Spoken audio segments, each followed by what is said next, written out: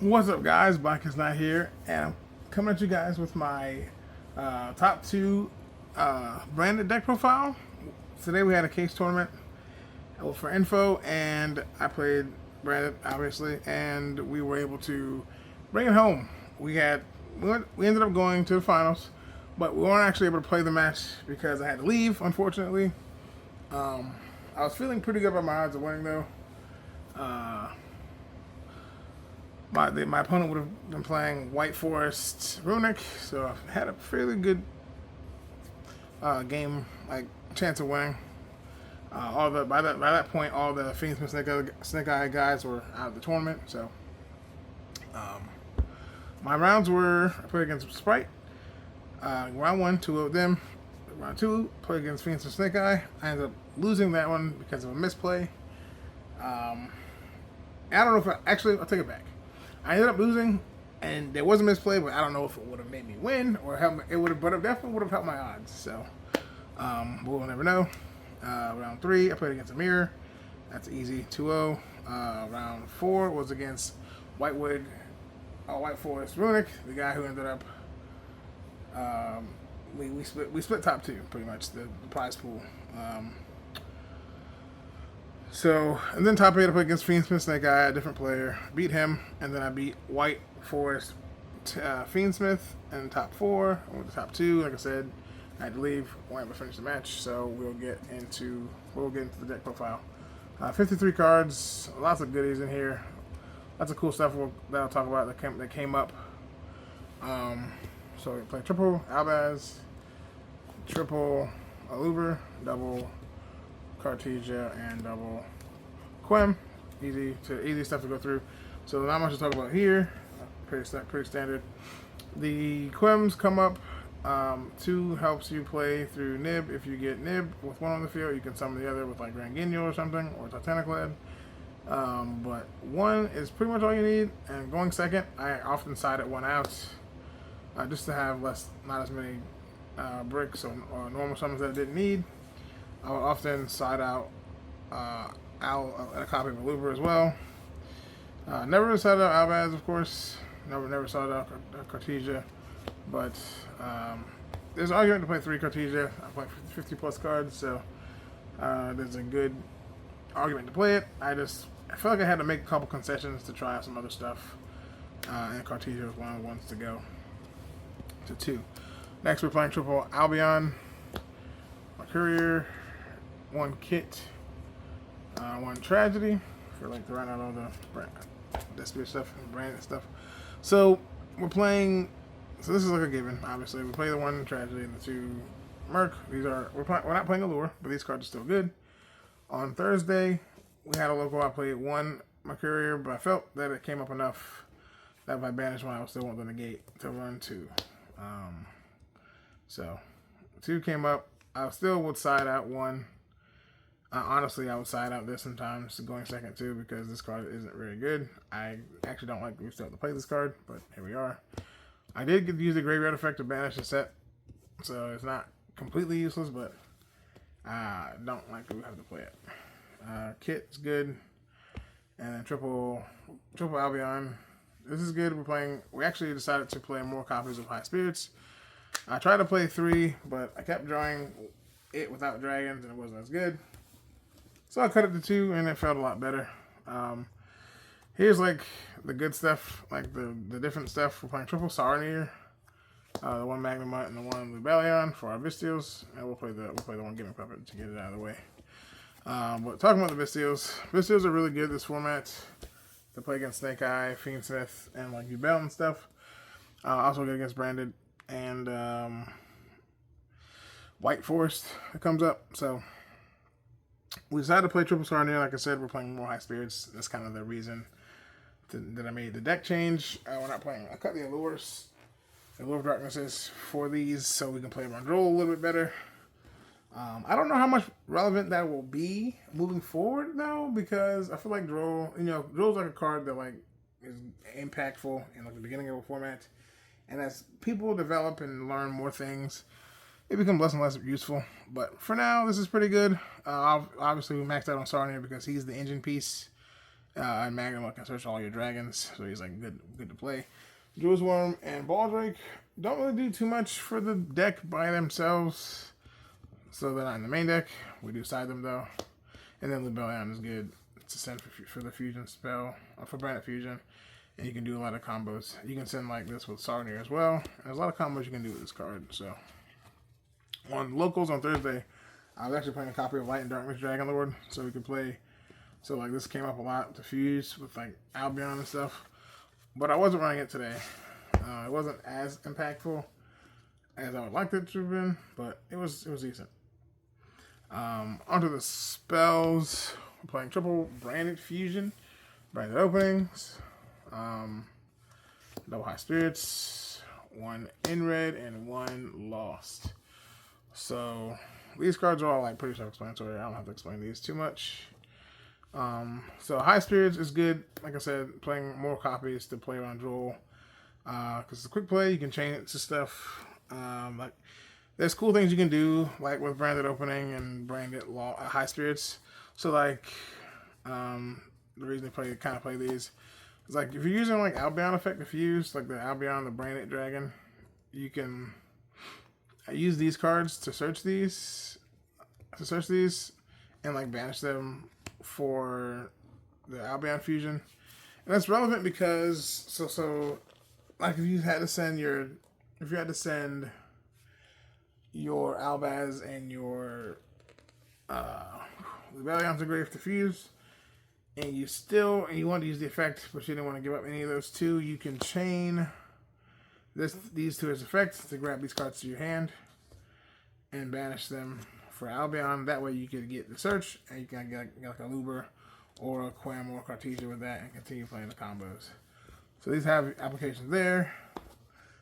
That's a really good in the end phase. Like, you can add these off of Albion or end phase, and like this more so than this, but it comes up. You can add these during end phase and then like play more if you were interrupted during your turn. Being able to grab this is huge. You get to summon Quem and dump Cartesia, and if you sent fusions, obviously since you sent Albion, you can add it to hand, and then like get more advantage accrued through playing through interruptions. So these cards are phenomenal. I did that a lot today.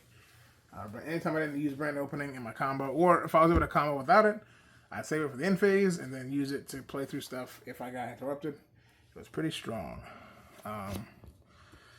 Definitely look into that. So the next we play triple fusion deployment, triple thrust, the 1 Ghost Arc, the 1 Foolish for like the engine. So these cards, well, these are good. Of course, these 5. This card, the more I play them, like this card is not as good. Even if you get like the times I got Ash Blossom, I did not have the thrust, and when I did have thrust, my opponent didn't have hand traps. This card was really mediocre all day. I'm thinking about moving forward, not playing this card. Like I think I'd rather play triple fusion duplication than play this card, in my opinion. It's probably not the right take, and there's probably a lot of players who had good success with thrust, but not today. This card did not perform. Everything else was like good. Often sided these out actually, so I got sided these out with a copy of Tragedy and Mercury when I needed more space. So, but those aren't like super duper impactful, like to the main core strategy. I would say they're just extenders. But yeah, moving forward, I'll probably try the build without thrust. It didn't seem very good. Didn't really do too much for me. Then the rest of the non-engine, like a lot of deck is like still relevant. Triple Droplet and triple Eclipse and Dark Ruler. Yeah, Dark Ruler, 2 Dark Ruler, 1 Combine. So I maxed out on these because they're quick plays, and quick plays are more flexible. You can do more stuff with these. These are good. These help going first. You can dodge and perms and stuff. And since you're playing a fusion deck, you can still fuse with your face down monsters. The only thing that kind of sucks is you can't, like, you can summon Albaz and like dodge imperm like with this, but if it books your opponent's non-link monsters, then you can't really fuse with anything. But if your opponent has a link monster on the field and you use this to book your Albaz, you can still fuse with your opponent's face-up link monster. It comes up. It's useful to know. Dark Ruler play at 2 because we play 3 thrusts. You can search it through that. So it's like having 5 copies. You don't really need the other 2 in my opinion. I don't like drawing this card going first.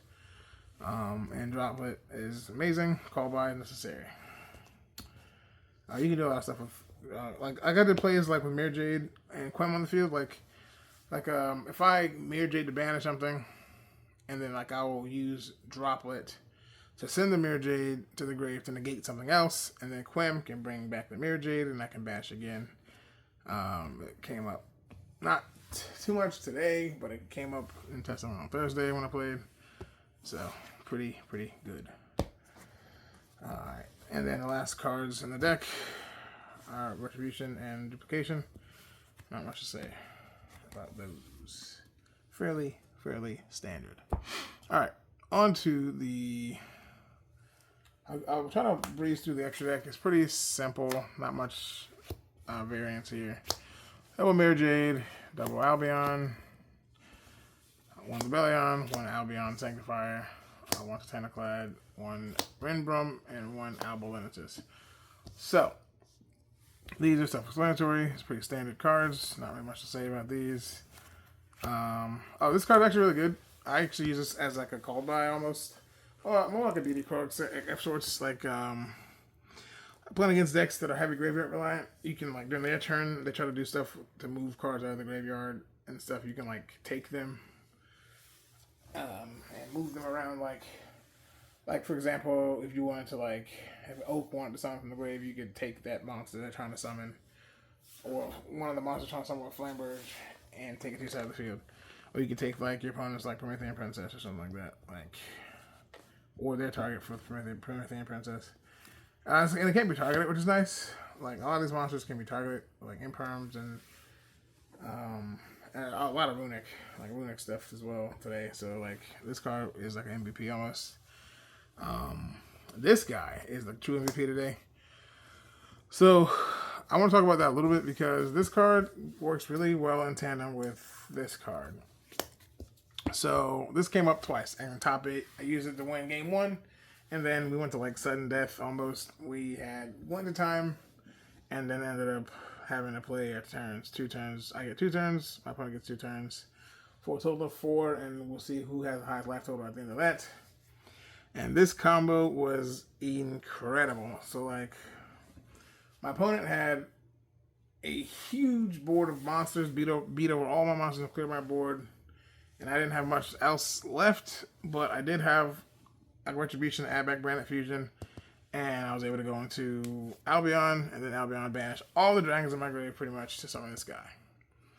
And then I was able to use Quem and Cartesia Fusion to this. And essentially, what you would do is use this to drop all your opponent's monsters to 0, and then use this to beat over every single one of them and do massive damage. Massive damage. I felt like I was playing Tempire or something. And that was huge. So that was incredible. I was able to win top 8 with that. I'm not sure too many people talk about that, but maybe because I don't play Albolinitus, but I still played it, and it was pretty nice. And that was... I would definitely not have won my match, if I didn't play this card. So look into that as well, if you will. Pretty nice. Pretty nice. Played double Grand Guignol. This card is obviously nice to play too. Help you with the Gimmick Puppet lock. Konami, don't ban this card. Follow Master Duel and ban the puppet. That's fine. I didn't puppet lock that many times today. It's not that relevant. Like, it's not super duper like mandatory. You can do it because it gives you quick games, but that's pretty much it. This card, you can just play 1 if you don't play puppet. But it's also nice to have for grind game scenarios when you can still reveal a Grand Guignol after turn 1 or 2, where you have already summoned one. You can still summon Cartesia from the main deck if it comes up. But the game I lost, or the match I lost, in game 3. I had this engrave. I sent it off of High Spirits. And I didn't. So my opponent like Poplar and Oak and stuff during like my turn. Flamberge and Poplar and Oak and all this stuff. And so all these monsters, and I did not use this card once. And I was like, could not do enough damage, could not clear enough monsters, and I ended up losing. But I think if I was able to use this to either get Quim or the Quiritus, then I think I would have been able to actually have a higher chance of winning that game. Still not saying I would have won the match, but definitely would have increased my odds. The one Masquerade I play, this is like the flex slot in the deck. Like nothing else feels great to play. Like Dragocephalia is like not very good. Dragoon requires Dark Magician, so I didn't want to play that either. And like I said, the Light and Darkness Dragon Lord was decent, but it didn't. What it came up was like more win more, but it's not bad. The cool thing about Light and Darkness Dragon Lord is if it dies, you can like summon an Albaz and fuse away with an opponent's monster. It's kind of neat. But yeah. Masquerade didn't come up, but it's good, also good in time. And then the last two are these guys. This card's MVP, and Guardian Chimera I didn't even use today, but obviously you still play it because it's good. I want to do the sideboard. Molcharmy. The theory behind this card is that, obviously 6 cards in Branded are really strong, but obviously if you can increase that number to like 7 or 8, maybe even 10 cards, it's even stronger. You probably can win most games. I guess that in theory you should win all games. You resolve this and draw more than like 1 card, I would say. That's the idea. That's the theory behind it. I didn't put much thought into it. Besides that, like I bought them and I decided to throw them in today. You play them with Bystials. They work well with Molcharmy because there's like a hand size restriction. During end phase, you have to shuffle back if you have more cards in your hand than your opponent, +6. So Bystials are nice because you summon them to the field and they get out of your hand and you get to keep that hand size down. And also they're just good in general. Tried out Sphere Mode. I tried out Sphere Mode is because like it breaks boards, obviously, little commitment. But the thing that sucks about like I don't like the 3 monster thing. I'm not a huge fan of that. But playing Lava Golem does not sound great because he's a Fire Fiend monster, so that sounds really bad.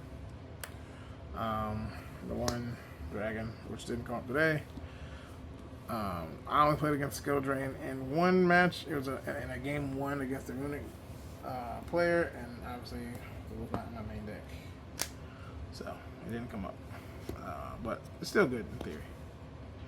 Double Cosmic, Harpies, Feather Duster also didn't come up. Like honestly, none of these cards really came up today. I'm gonna be honest with you.